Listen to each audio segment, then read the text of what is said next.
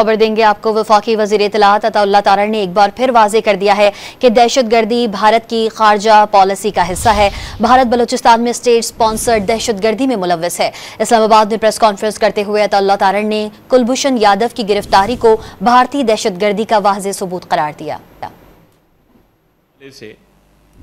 जो हम अब कह रहे हैं कि ये फितनल हिंदुस्तान है, जब कुलभूषण यादव पकड़ा जाता है तो ये बात वाज़े तौर पे पूरी दुनिया के सामने आ जाती है कि ये इंडियन नेवी का एक कमीशन्ड ऑफिसर है जिसका क्या काम है बलूचिस्तान में, जो एक फेक नेम के तहत, सूडो नेम के तहत, फर्जी नाम के तहत एक अपने आप को बिजनेसमैन शो करके बलूचिस्तान के अंदर दहशतगर्दी की कार्रवाई में मुलव्विस है।